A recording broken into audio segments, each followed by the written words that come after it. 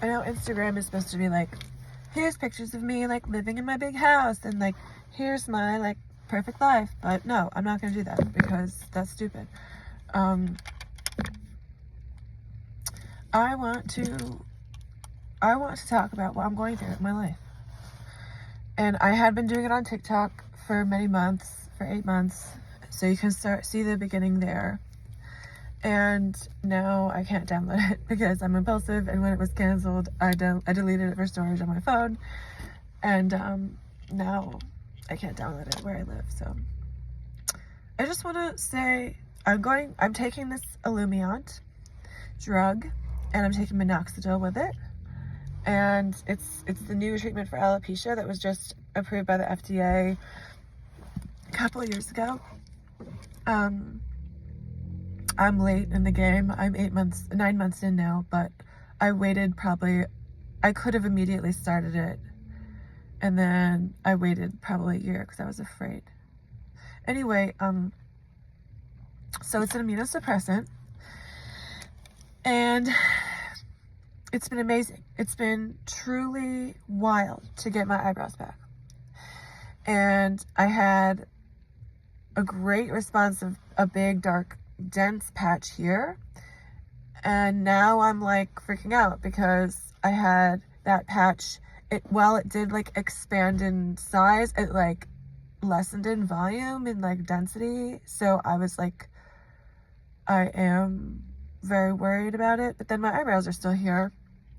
But like this whole experience has brought up so much for me about like perspective of life. And you know, I lived with depression for many years of my life because of this disease, because mainly because it's so hard as a woman to have to cover up your head. And it feels defeating to have a disease that you can't control. Like there really was. I did all the treatments when I was a kid. I mean, when I was like in high school, and then there was really nothing for the whole time until now. There was no option because they just said, oh, it's a cosmetic issue. We're not going to put the research into this, even though it was like ruining people's lives. But it's a rare disease. It is a very rare disease. It's 2% of the population. Within that is a smaller percentage that has universalis, which is complete body and head hair. That's what I have. But well, now I'm not universalis because I have eyebrows. Anyway, it's been such a mind F because you work really hard when you have something like this mentally to protect yourself, and you put all these like barriers. Like, I'm not gonna go there with the pain and whatever. Especially like before there was any like inkling of a new treatment, I was working really hard on radical acceptance as my way to get through life. And then when there is something that's possible, it changes your whole perspective. You're like, maybe there is healing, and maybe there is like, you know, and it also brings up how hard it has been, like, and how hard it is. Like, it highlights the difficulty of it almost when suddenly there's like something that's addressing it in the public sphere, in the world, that's available to you. Whereas before, it feels so like othering to just be told there's nothing we can do for you by doctors.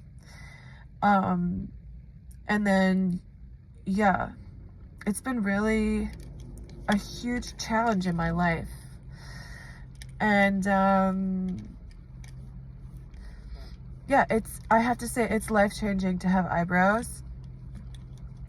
And it's caused new anxieties that I didn't know with getting head hair. I mean, I was spending like all this time this morning freaking out over the loss of hair density. And then I realized I have to pull it back a little bit because, you know, I have to realize the blessings I have. Like, you know, Instagram was showing me ads of people who are amputees and have fake limbs, and people who have like horrible deformities, and like obviously there's cancer, and there's like AIDS and horrible illnesses that people have, or even cystic fibrosis.